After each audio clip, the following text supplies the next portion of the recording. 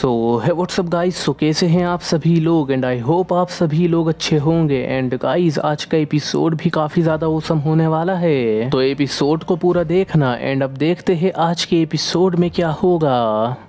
तो अवेश भी अपने एल्ट्रोक्स को बाहर निकाल लेता है और अपने एल्ट्रोक्स को इस बीस्ट पोकेमोन के ऊपर अटैक करने के लिए कह देता है, जो कि इतना ज़्यादा मिस्टीरियस होता है। एश का एल्ट्रोक्स काफ़ी ज़्यादा रोर कर रहा होता है और इस मिस्टीरियस पोकेमोन के ऊपर अटैक करने लगता है। अब इन दोनों पोकेमोन में बैटल होने लगती है। इतने में ही एश ब्रोक की बुक का यूज करके इस मिस्टीरियस पोकेमोन के बारे में जानने की कोशिश करने लगता है और फिर एश को इस बुक के अंदर इस पोकेमोन के बारे में दिख जाता है। इस पोकेमोन का नाम गोल्डियोन होता है, लेकिन इस पोकेमोन की टाइपिंग नहीं लिखी हुई होती है।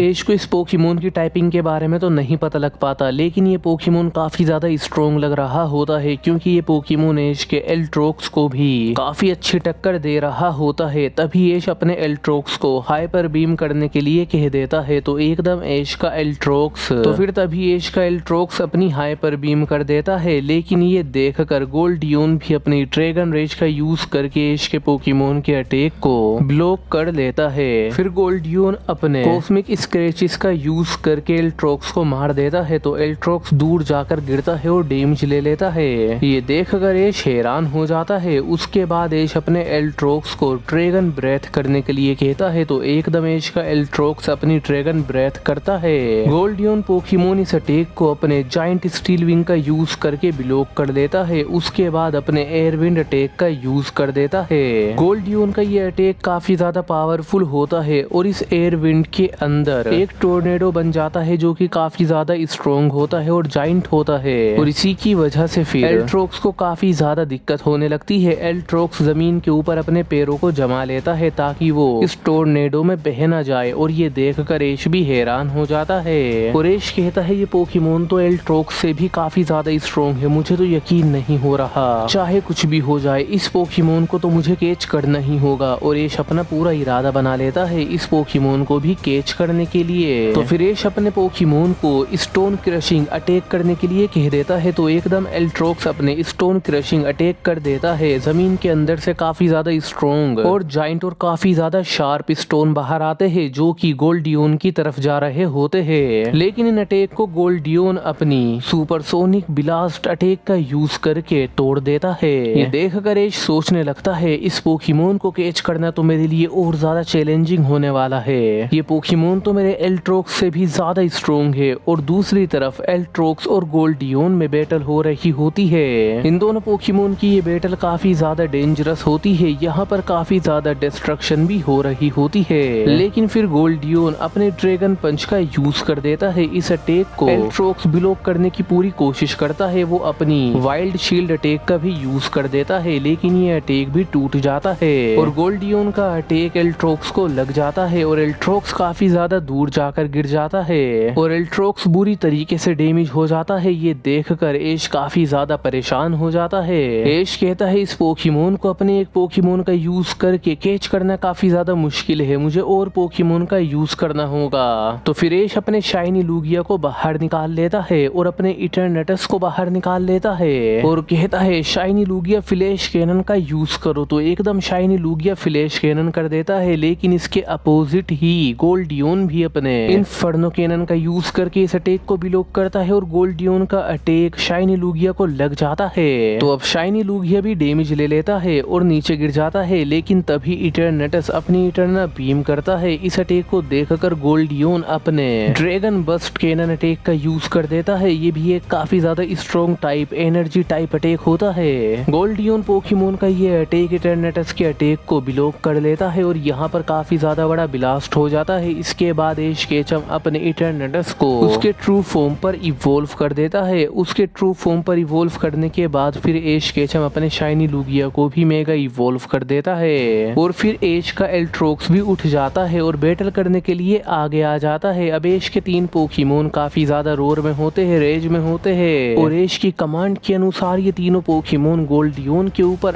अटैक कर देते हैं, टूट पड़ते हैं। ये पोकेमोन गोल्डियन को हर एक डायरेक्शन से मारने की कोशिश कर रहे होते हैं। एक तरफ से एल्ट्रोक्स अपने डार्क शेडो बॉल का यूज करके गोल्डियन को मारने की कोशिश कर रहा होता है, लेकिन गोल्डियन भी अपने ओरा स्पेयर करके इन्हें ब्लॉक कर देता है। तभी दूसरी तरफ से इटरनेटस अपनी हाइपर बीम कर देता है, लेकिन गोल्डियन इसे भी अपनी फ्लैश कैनन का यूज करके ब्लॉक करता है। दूसरी तरफ से शाइनी लूगिया अपने हाइड्रो कैनन का यूज कर देता है, तो एकदम गोल्डियन भी ओशन सर्फ अटैक का यूज करके इसको ब्लॉक कर देता है। उसके बाद फिर गोल्डियन पोकेमोन अपने मीटियोर मेश अटैक का यूज कर देता है। इस अटैक की चपेट में एज के तीनों पोकेमोन आ जाते हैं और फिर एज के तीनों पोकेमोन को डैमेज भी मिलता है। अब एज के तीनों पोकेमोन अच्छे खासे डैमेज हो जाते हैं। एज अपने पोकेमोन्स को कहता है, हिम्मत रखना दोस्तों, तुम ये कर सकते हो, हार मत मानना। एज के पोकेमोन भी अपनी पूरी जान लगा देते हैं और सब पोकेमोन अपनी डिफेंस का यूज करते हैं इन अटैक्स को अवॉइड करने के लिए और जितना हो सके उतना कम डैमेज लेने के लिए। लेकिन फिर भी गोल्डियन पोकेमोन के अटैक में काफी ज्यादा दम होता है, तो एज के तीनों पोकेमोन काफी ज्यादा जख्मी हो जाते हैं। तो ये देख कर एज काफी ज्यादा शॉक हो जाता है, लेकिन फिर एज अपने म्यूटू 2.0 को भी निकाल लेता है और इसे मेगा इवॉल्व कर देता है और मेगा एवोल्यूशन की लेवल 100 पर भी लेकर आ जाता है। फिर तो एज के मेगा म्यूटू की पावर काफी ज्यादा इंक्रीज हो जाती है और हाई हो जाती है। फिर एज अपने म्यूटू 2.0 से भी कहता है, अपने मेगा पंच का यूज करो, तो एकदम एज का म्यूटू अपने मेगा पंच से गोल्डियन को मार देता है और ये अटैक डायरेक्ट हिट होता है। तो गोल्डियन भी इससे डैमेज ले लेता है और ये नीचे गिर जाता है। तो ये देख कर एज खुश हो जाता है, लेकिन इसके बाद गोल्डियन और ज्यादा रेज में आ जाता है और अपने ब्रेव बर्ड रश अटैक का यूज कर देता है और काफी ज्यादा बुरी तरीके से और पावरफुल होकर म्यूटू 2.0 से टकरा जाता है और ये टकराव काफी ज्यादा डेंजरस होता है। यहाँ पर काफी ज्यादा बड़ा ब्लास्ट हो जाता है। इस ब्लास्ट से पूरे एरिया में काफी ज्यादा डिस्ट्रक्शन भी हो जाती है। ब्लास्ट खत्म होने के बाद एश ये देखकर शॉक हो जाता है कि उसका म्यूटू 2.0 उसके नॉर्मल फॉर्म पर आकर काफी ज्यादा डैमेज होता है। लेकिन इतनी ज्यादा बैटल करके दूसरी तरफ वो मिस्टीरियस पोकेमोन, वो गोल्डियन पोकेमोन भी थका हुआ लग रहा होता है। तो एश कहता है, एक आखिरी बार और अटैक करो म्यूटू 2.0, सुप्रीम क्लैश अटैक का यूज करो। तो एकदम म्यूटू 2.0 अपनी बची कुछ ताकत का यूज करके ही सुप्रीम क्लैश अटैक करके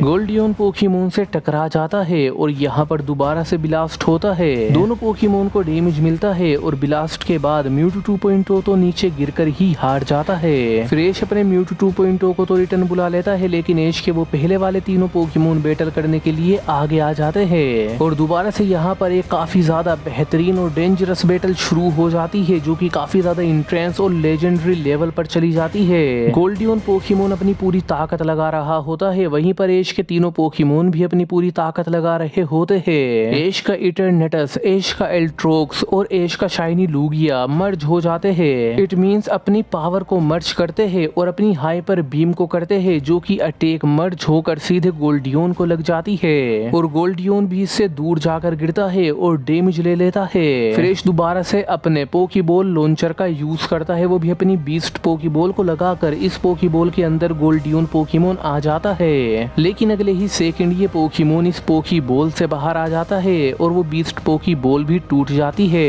ये देखकर एश कहने लगता है कि इस पोकेमोन में अभी भी काफी ज्यादा ताकत बची हुई है, लेकिन अब ये गोल्डियन पोकेमोन बैटल करने के मूड में नहीं होता है, तो ये यहाँ से जाने लगता है। तो एश भी इसके पीछे भागने लगता है। भागते भागते एश के पोकेमोन और इस गोल्डियन पोकेमोन में बैटल होती है, जो कि बहुत ज्यादा इंटेंस होती है और लेजेंडरी होती है। लेकिन एश अपने पोकेमोन्स का यूज करते हुए उन पर चढ़ कर गोल्डियन के ऊपर कूद जाता है। इस पोकेमोन के ऊपर आने के बाद दोबारा से एश अपने पोकेबॉल लॉन्चर का यूज करता है बीस्ट पोकेबॉल को लगाने के बाद और इसके ऊपर से इसको शूट करता है और इतनी पास से पोकेबॉल को शूट करने की वजह से इस पोकेबॉल की कैप्चरिंग पावर भी बढ़ जाती है और फिर ये गोल्डियन पोकेमोन इस पोकेबॉल के अंदर आ जाता है और इस बार बाहर नहीं आ पाता है और एश इस पोकेमोन को पकड़ लेता है। फिर एश अपना सिग्नेचर पोज करता है जब वो पोकेमोन्स को पकड़ लेता है। फिर हम देखते हैं कि एश अपने पोकेमोन्स को भी रिटर्न बुला लेता है। फिर एश आसपास ब्रोक को ढूंढने लगता है और थोड़ा बहुत ढूंढने के बाद एश को उसका दोस्त ब्रोक मिल भी जाता है। फिर एश ब्रोक से बताता है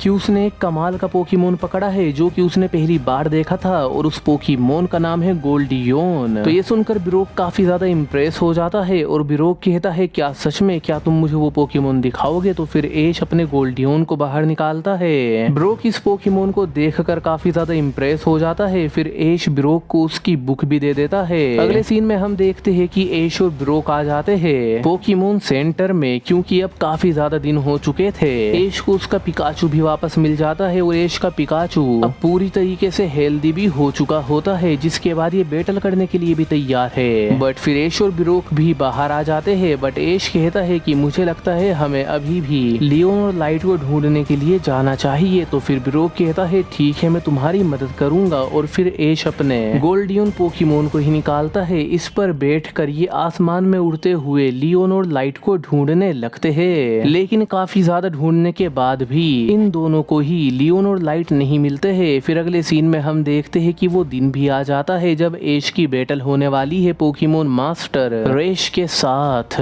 पूरा स्टेडियम भर जाता है, सारी ऑडियंस आ जाती है देखने वाली। ऐश भी बैटल फील्ड में आ जाता है और फिर पोकेमोन मास्टर रेश भी बैटल फील्ड में आ जाते हैं। अब ये दोनों ट्रेनर बैटल करने के लिए एक दूसरे के आमने सामने होते हैं। सो बस गाइज इस एपिसोड में तो इतना ही एंड आई होप आपको ये पसंद आया होगा। So don't forget to like share and subscribe.